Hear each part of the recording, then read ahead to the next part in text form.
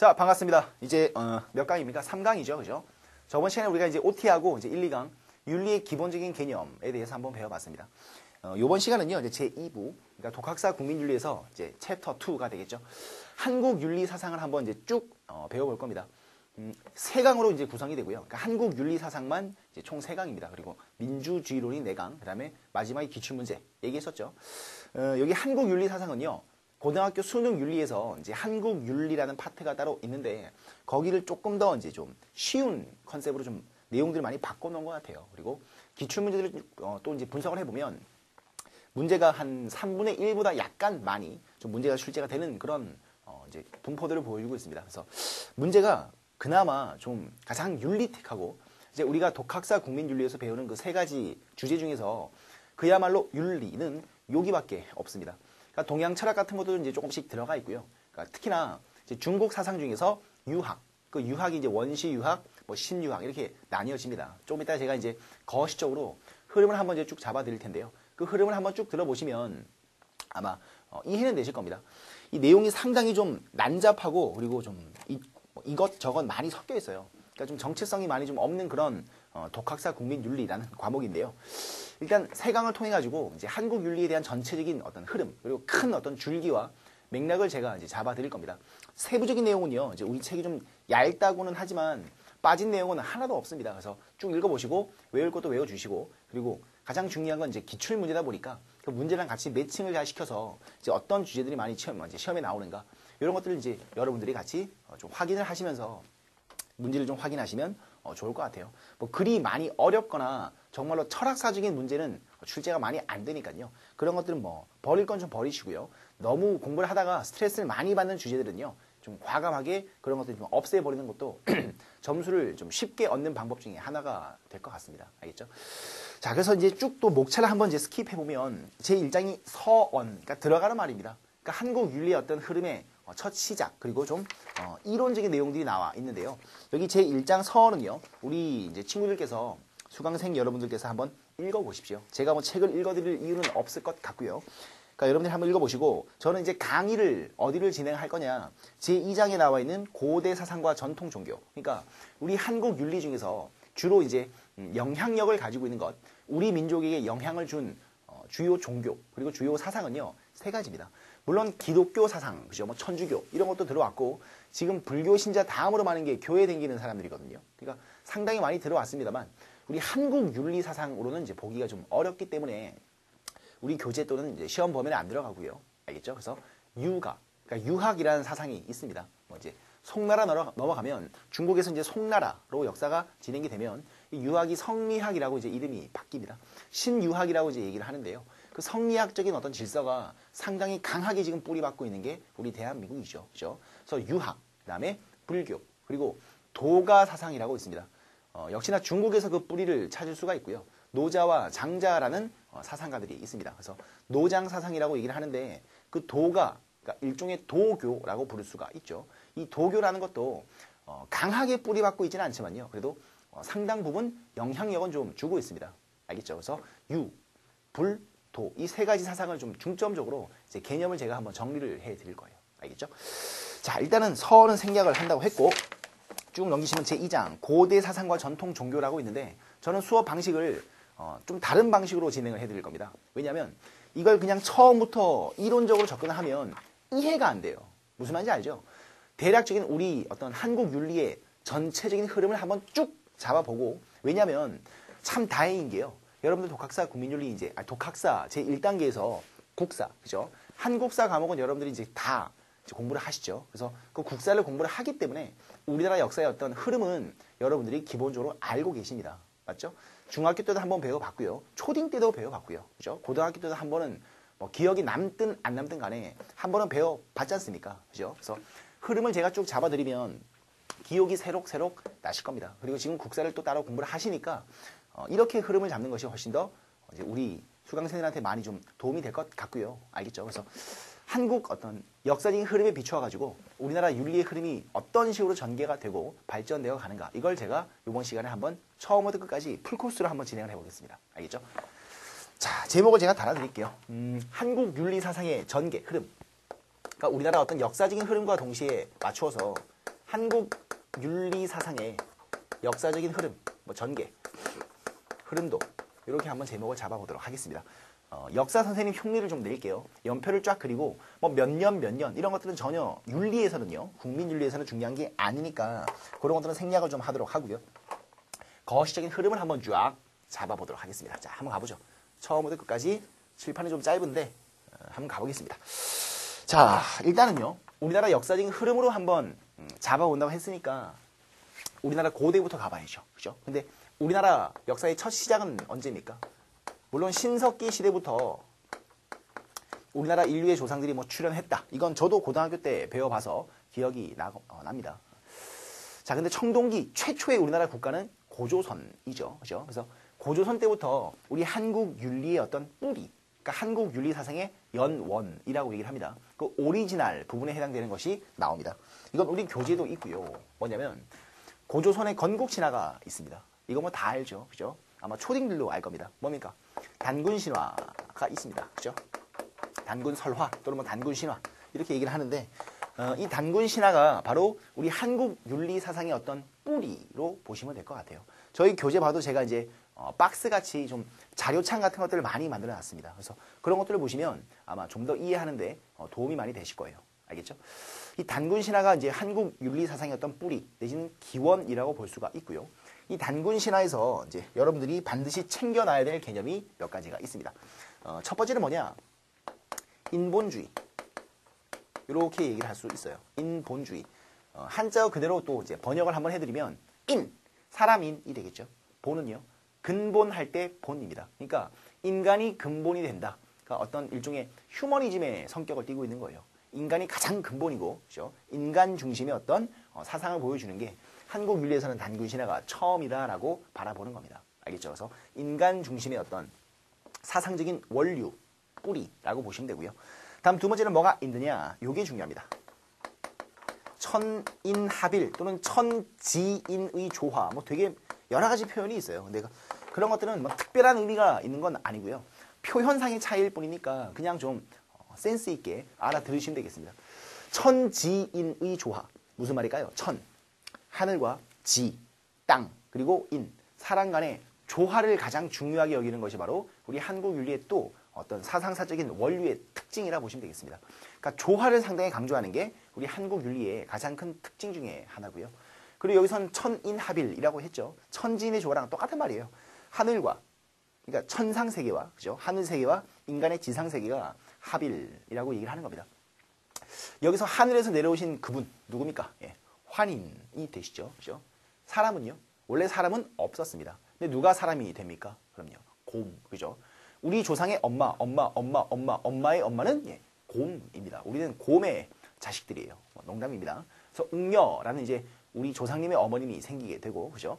하늘에서 내려오신 그분과 이제 러브 하신 다음에 메이크 베이베가 나오죠. 그 베이베가 누굽니까? 바로 단군입니다. 맞죠? 고조선을 만든 어떤 건국의 주인공, 이 단군 왕검이 이런 식으로 이제 출생하고 고조선이 이제 건국이 되었다. 이런 것들을 보여주는 게 단군신화의 어떤 흐름이죠. 그죠? 스토리고요. 아마 다 상식적으로도 알고 있을 겁니다. 그래서 이 두 가지 사상을 좀 알고 계실 필요가 있고요. 뭐 평화 애호의 정신, 뭐 이런 것도 있거든요. 또는 경천 사상, 하늘을 공경한다. 뭐 이런 기타 잡다한 내용들도 있습니다. 근데 주로 기출되는 두 가지 그 사상의 특징은요. 요 인본주의하고 천인합일 요 두 가지만 좀 기억을 해주시면 문제를 푸는데 크게 어려움은 없을 것 같습니다. 알겠죠? 자, 근데 사실상 이 단군 신화라는 게 생기기 전에도 우리나라의 어떤 토속 신앙이라고 부르는 것이 이제 세 가지가 있었는데요. 이게 그리 많이 중요한 건 아니라서 제가 따로 판서까지는 하지 않겠습니다. 교재 나와 있습니다. 읽어보시면서 참고하시면 되는데요. 첫 번째는요. 애니미즘이라고 불리는 게 있어요. 애니미즘. 다음 두 번째가 토테미즘. 그리고 세 번째가 샤머니즘이라고 있습니다. 애니미즘, 토테미즘, 샤머니즘. 전부 다 무슨 즘으로 끝나죠. 그죠? 무슨 사상이라는 뜻인데요. 일단 애니미즘부터 제가 설명을 좀 해드리면 애니미즘. 이건 정령 숭배 사상이라고 얘기를 합니다. 부담 갖지 말고 그냥 들어보세요. 알겠죠? 정령 숭배 사상. 무슨 말이냐? 이 우주에 존재하는 모든 사물, 뭐 인간이든 동물이든 똥이든 돌이든 물이든 전부 다 그 나름대로의 어떤 영혼을 가지고 있다라고 바라보는 게 애니미즘입니다. 이해가 되겠습니까? 돌에도 어떤 영혼이 들어가 있기 때문에 그 돌도 함부로 다루지 말고 그 돌 자체의 어떤 의미를 부여하는 거예요. 그런 거 있죠. 제가 등산을 좋아하지는 않습니다만 뭐 제 와이프 때문에 참 전 결혼했습니다. 전 애도 있습니다. 예, 좀 어려 보이지만 나이 먹을 만큼 먹었습니다. 자, 그 등산 같은 거 하다 보면 그죠? 산에 이제 올라가다 보면 돌 같은 것들을 차곡차곡 쌓아놓습니다. 그리고 거기서 이제 뭐 해요? 소원을 빌죠. 그죠? 그런 것들이 전부 다 애니미즘의 징표라고 보시면 돼요. 그 돌이라는 것에 어떤 의미를 부여하는 거죠. 맞죠? 그런 것들은 이제 애니미즘의 한 사례로 보시면 될 것 같고요. 다음 두 번째 토테미즘은요. 특정 동물 또는 특정한 어떤 식물을 숭배하는 걸 토테미즘이라고 얘기를 합니다. 우리 민족도 전통적인 어떤 토템 부족이었어요. 그러니까 우리는 어떤 토템 부족이냐? 곰 토템 부족이었습니다. 그러니까 우리 민족은 곰의 어떤 그런 숭배의 의미, 그죠? 어떤 신앙적인 그런 뭔가를 믿고 뭔가를 기원한다라는 의미를 곰이라는 동물에 부여를 했고요. 그래서 우리는 곰 토템이라고 보면 되겠습니다. 알겠죠? 다음 세 번째가 샤머니즘인데요. 영어로 샤먼, 이거 뭐냐? 마법사란 뜻입니다. 그러니까 주술사, 무당이란 뜻이에요. 무당이요. 그래서 샤머니즘은 무당을 믿는 겁니다. 왜 무당을 믿느냐? 그 주술사, 그러니까 이른바 샤먼은요. 귀신, 어떤 신적인 그런 영역에, 그죠? 그 신과 같은 어떤 귀신들과 대화가 가능하다라고 보기 때문에 그런 무당들, 샤먼들을 믿는 것이 샤머니즘이죠. 우리나라는 샤머니즘의 속성이 지금 되게 많이 남아 있습니다. 그 뭐 서울, 제가 살고 있는 그 관악구, 봉천동만 가봐도 무슨 아기보살, 처녀보살, 그리고 또 뭐 있죠?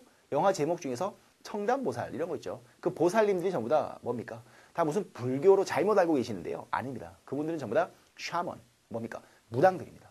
알겠죠? 그래서 그런 무당들, 어떤 무슨 신녀, 이런 분들을 믿는 걸 샤머니즘이라고 얘기를 해요. 그래서 애니미즘, 토테미즘, 샤머니즘, 이 세 가지가 우리 민족의 전통적인 어떤 토속신앙, 민간신앙, 백성들 사이에서만 이제 이루어지는 그런 신앙으로 보시면 되고요. 종교라고 볼 수는 없고요. 윤리사상이다라고 보기에는 좀 많이 어렵죠.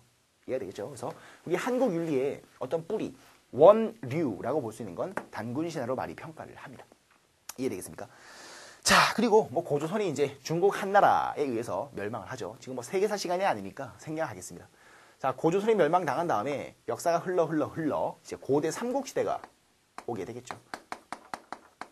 어디예요? 고구려 백제 신라, 그죠? 그 삼국시대, 전제 왕권 시대로 이제 우리나라 역사도 본격적인 그런 왕권 중심의 국가다운 국가의 모습을 이제 보여주고 있죠. 이때부터, 그죠? 자, 근데 이 삼국시대 때는요. 우리나라가 이제 뭐가 중심이냐? 바로 불교 사상이 중심이었습니다. 그리고 이 불교라는 건 우리 민족이 만든 종교가 당연히 아니죠. 불교는 어디에서 만들어집니까? 예, 고대 인도에서 만들어집니다. 인도 왕자 출신의 누굽니까? 고타르마 스타르타, 한자말로 석가모니라고 얘기를 합니다. 그죠? 불타, 붓다, 뭐 되게 많은 말들이 있습니다. 그러니까 석가모니로 통일하시면 돼요. 그 석가모니라는 분이 엄청난 고행 끝에 여러 가지들을 느끼십니다. 그 불교를 제가 따로 설명을 할 기회가 있으면 뭐 문제풀이를 통해서든 아니면 다른 쪽에 이제 파트를 설명할 때 그 불교를 제가 한번 언급을 해드릴 기회가 있으면 불교 윤리에 대해서도 제가 한번 좀 가르쳐 드릴게요. 알겠죠? 근데 일단은 좀 맥락만. 우리나라가 고구려 백제 신라 삼국시대일 때는요. 중국에서, 그러니까 인도에서 건너온 게 아닙니다. 알겠죠? 중국에서 불교가 건너와요. 그래서 이 불교를 엄밀하게 말하면 무슨 불교라고 얘기하냐면 중국 불교라고 얘기해도 되고요. 또는 이렇게 얘기를 합니다. 대승불교라고 얘기를 해요. 알겠죠? 이건 좀 알고 계셔야 됩니다. 다시 대승불교. 중국에서 건너온 불교를 대승불교라고 얘기를 해요. 고대 인도 불교하고는 성격이 조금은 좀 다릅니다. 알겠죠? 그래서 중국으로부터 이제 불교라는 어떤 종교적인 색채가 많이 건너오게 되고 고구려 백제 신라 시대 때는요. 이 불교가 모든 백성들의 어떤 정신적인 구원 내지는 백성들의 정신적인 어떤 위안이 되는 그런 유일한 종교와 신앙의 역할을 하게 됩니다. 그리고 불교가 백성들 사이에서 종교적인 기능만 가지고 있었느냐? 그건 아니에요. 왕도 불교를 믿었습니다. 그리고 이 왕들이 불교를 뭐로 활용하느냐? 바로 정치 철학, 국가를 다스리는 국가의 통치 이념으로도 불교를 이제 다 채택을 하게 돼요. 이해되겠죠? 그래서 가장 유명한 나라가 신라입니다. 그리고 신라가 삼국을 통일하는 데 있어가지고 정말 큰 어떤 도움을 줬던 게 이 불교라는 종교도 한몫을 단단히 합니다. 이른바 불국토 건설이라는 목표를 가지고 이제 신라가 삼국 통일을 하게 되는 거죠. 이해되겠죠? 그래서 신라 시대 때, 삼국 시대 때는요, 중국에서 건너온 불교가 대세를 이루었다라는 것이고요. 삼국시대가 이제 신라에 의해서 통일이 되죠. 그래서 통일신라 시대가 오게 됩니다. 물론 북쪽에 발해라는 나라도 생기게 되는데요. 뭐 역사가 아니니까 더 이상 또 얘기를 안 할게요. 알겠죠?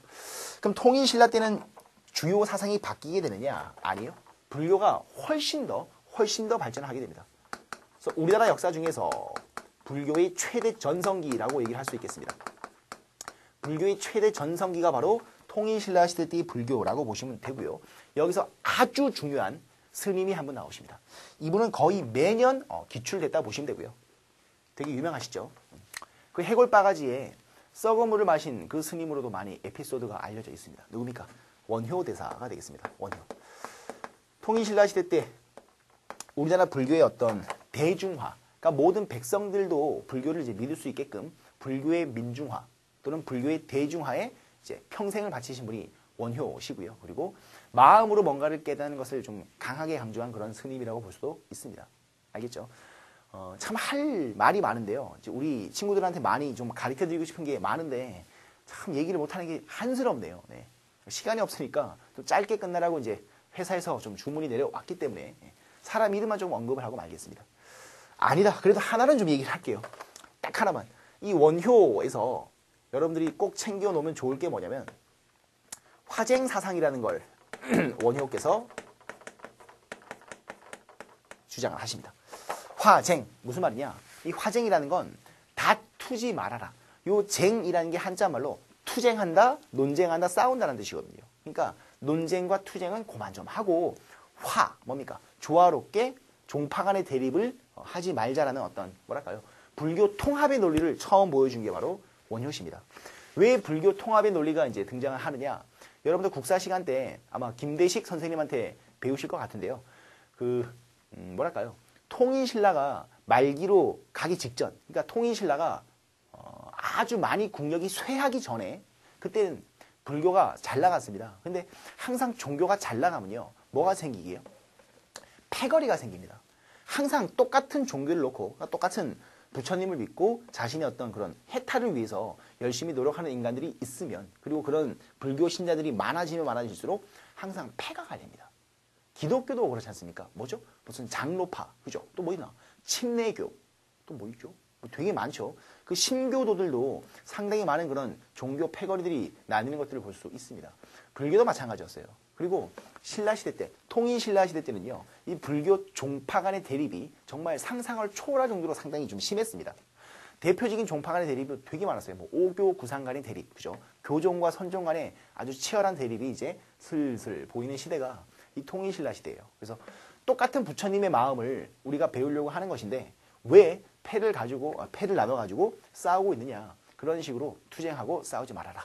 어차피 부처님의 마음은 하나다. 이게 그 유명한 원효의 일심사상이라고도 얘기를 해요. 알겠죠? 그래서 이 화쟁이라는 건 다른 말로 원융회통이라고도 이제 불러주는데요. 더 이상의 불교, 종파 간의 대립을 그만하고 똑같은 부처님의 마음에 이제 조화롭게, 그죠? 싸우지 말아라. 불교 통합의 논리를 처음 보여준 게 바로 통일신라 시대 때의 원효가 되겠습니다. 알겠죠? 자, 그리고 통일신라가 결국에는 또 망하게 되겠죠. 그래서 뭐 후 고구려, 후 백제 신라, 이른바 후삼국시대로도 넘어가게 되고요. 그 후삼국시대 때도요, 역시나 우리나라 종교의 중심은 언제나 불교였습니다. 알겠죠?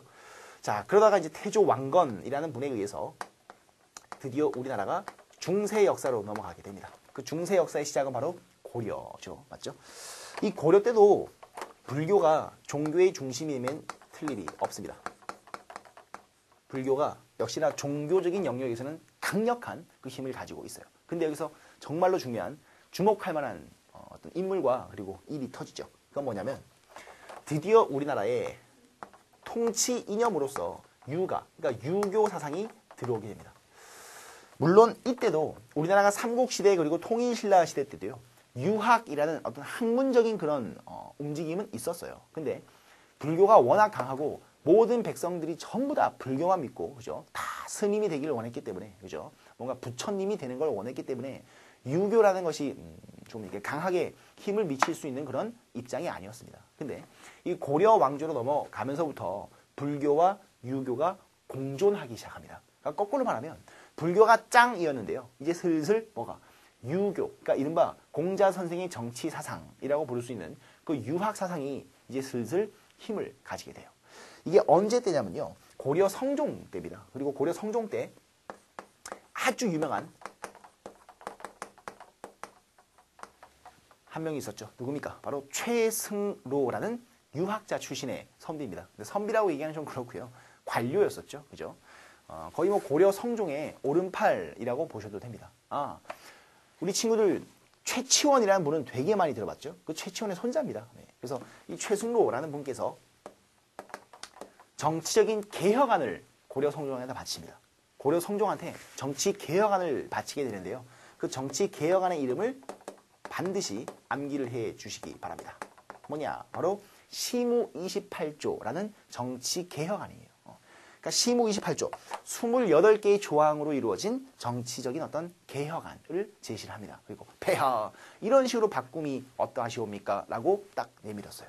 고려 성종이 봤습니다. 올레, 좋은 좋은 겁니다. 그래서 이 최승로의 시무 28조라는 것을 적극적으로 받아들인 다음에 고려는 불교와 유교가 이제 같이 가게 되는 것이죠. 자, 여기서 한 가지만 더요. 그럼 불교와 유교가 어떤 식으로 같이 가게 되느냐? 잘 들으세요. 불교라는 건 종교적 기능에만 국한됩니다. 다시요. 종교적 기능만 담당한다. 이게 어떤 의미를 가지고 있느냐? 아까 제가 잠깐 언급을 했지만 이 삼국시대와 통일신라 시대 때는요. 불교가 백성들한테 어떤 신앙과 종교와 믿음의 대상으로 끝납니까? 아니면 국가 통치 철학으로까지 올라갑니까? 예, 후자입니다. 국가를 움직이는, 국가를 통치하는 그런 정치 사상으로까지 불교가 모든 것들을 가지고 있었어요. 모든 것들은 불교 중심이었습니다. 모든 게. 근데 이것도 역사적인 개념인데요.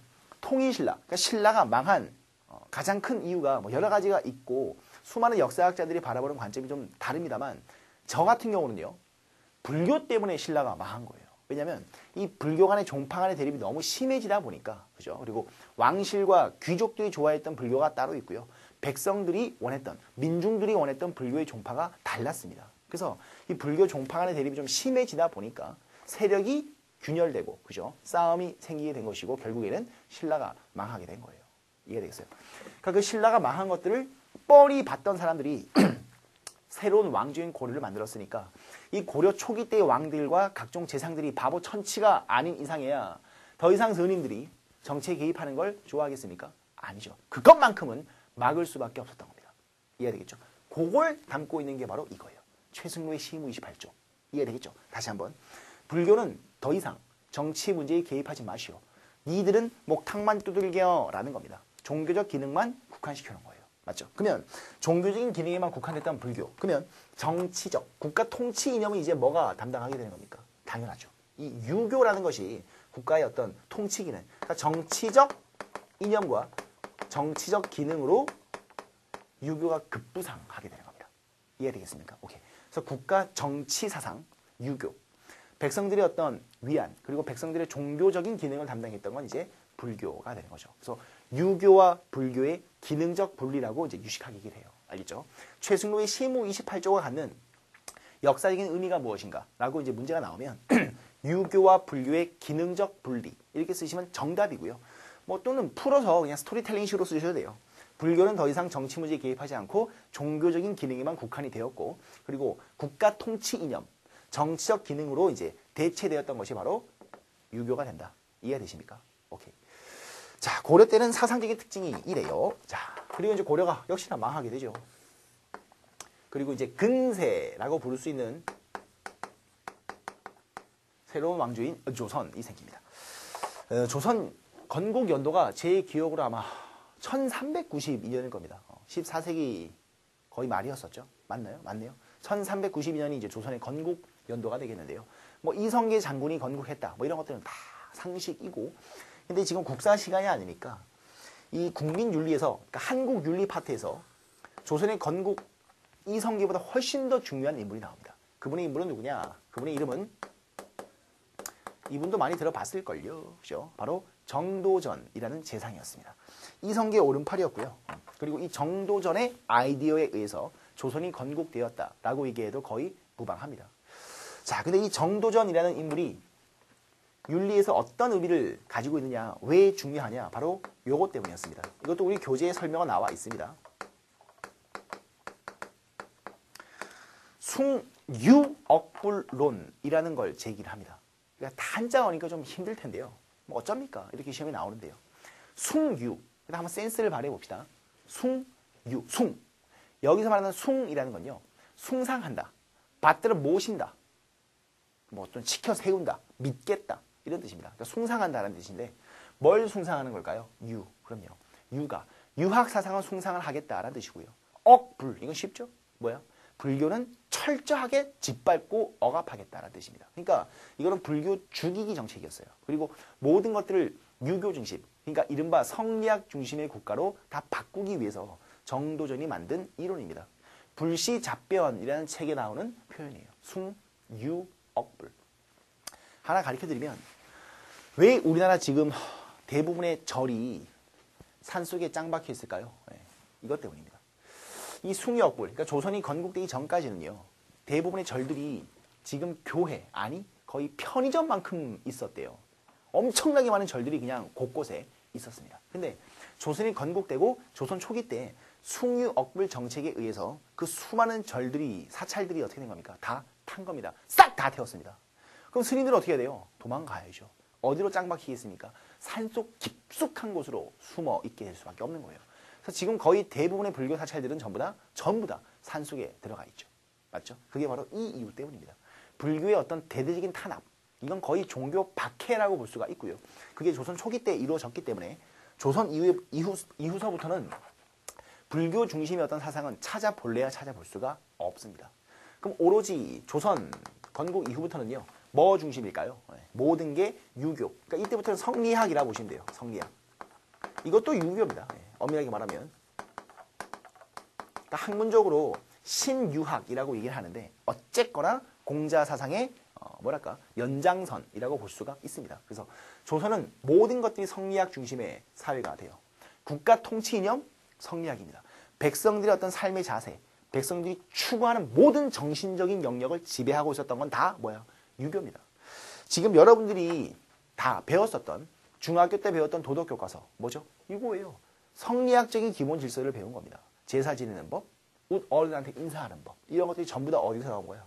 성리학에서 다 나온 겁니다. 이해가 되죠? 그래서 우리나라는요, 지금도 강한 어떤 영향을 미치고 있는 사상은요, 유학, 그죠? 성리학도 상당한 그 영향력을 차지하고 있고요. 불교도 그만큼 강한 종교적인 영향력은 가지고 있지요. 이해되겠습니까? 그래서 조선 때부터는 모든 것들이 성리학 중심으로 넘어간다라는 겁니다.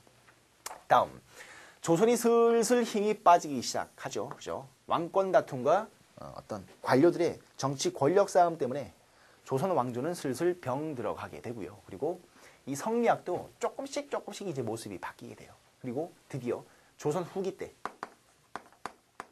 이 조선 후기 때 중국에서부터 어떤 변화가 일어나게 됩니다. 그 변화가 뭐냐면 이 성리학도 어쨌거나 중국 사상이잖아. 맞죠? 중국에서 건너온 거거든요. 근데 중국 자체가 먼저 성리학적인 질서에 대해서 좀 비판을 가하기 시작해요. 그러니까 맨날 인간의 본성이란 무엇인가? 우주 만물의 근본 이치는 뭐지? 이런 것들만 연구하면 밥도 안 나오고요. 쌀도 안 나옵니다. 백성들이 먹고 사는데 전혀 도움이 안 되는, 그죠? 굶어 죽어도 공자, 왈, 맹자, 왈, 논어, 사서삼경만 드립다 보는 게 바로 성리학적인 어떤 삶의 자세거든요. 이렇게 돼서는 국가가 돌아갈 수가 없죠. 맞죠? 그래서 이런 문제점을 자각하고 중국에서 학문적인 변화가 생기게 됩니다. 그 중국에서 먼저 이루어진 변화, 즉 중국에서 성리학이 뭐로 바뀌게 되느냐? 고증학이라는 새로운 학문의 전성시대가 이제 오기 시작해요. 이 고증학이 뭐냐면요. 중국이 청나라로 바뀌었을 때 성리학적인 기본 질서가 이제 고증학이라는 것으로 새롭게 바뀌어가게 됩니다. 이런 움직임이 중국에서 먼저 보이고 있었습니다. 그럼 이 고증학이라는 것은 뭐냐? 객관적인 사실에 입각해가지고 상당한 어떤 과학 기술적인 또 경제적인 실용적인 측면의 것들을 연구하고 탐구하겠다라는 학문적인 그런 어떤 추세, 그런 것들을 고증학이라고 얘기해요. 그래서 이 고증학의 가장 큰 특성은요, 바로 실용성입니다. 중국인들이 먼저 실용성을 추구하는, 그리고 현실적인 어떤 경제성, 쉽게 말하면 돈 되는 거, 백성들을 먹고 살 수 있게 도와주는 그런 실용적인 학문인 이 고증학으로 학문 연구의 태도가 바뀌기 시작해요. 그리고 정말 여지없이 이 중국의 고증학적인 그런 학문적인 연구의 어떤 그 트렌드가 우리 조선 후기 때도 들어오게 됩니다. 이 고증학적인 어떤 실용적인 학문인 이 중국의 고증학이 우리 조선 후기에 들어온 것이 바로 뭐냐? 다름 아닌 조선 후기 실학이 되겠습니다. 이 실학도 상당히 중요한 테마라고 보시면 되고요. 이 실학이라는 게 우리 조선 후기의 고증학과 거의 같은 성격이라고 보시면 돼요. 그러니까 실학도 실용성을 최고의 가치로 추구하는 학문적인 자세라고 보시면 되겠습니다. 그리고 우리나라에서는 이 실학의 근본 정신을 이렇게 불러주죠. 실사구시의 학문이라고 불러줍니다. 객관적인 사실에 입각해가지고 옳고 그름을 따지고 구하겠다라는 뜻이에요.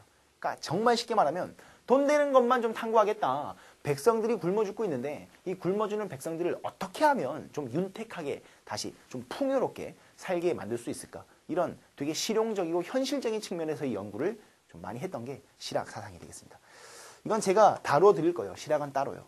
지금 미리 조금만 종류를 소개시켜드리면 농업제도의 개혁 정책을 강조했던 중농주의라는 것이 있습니다. 경세치용학파라고 얘기를 해요. 어려운 말로. 다음에 중상주의. 중농주의하고는 사고방식이 조금은 달랐습니다.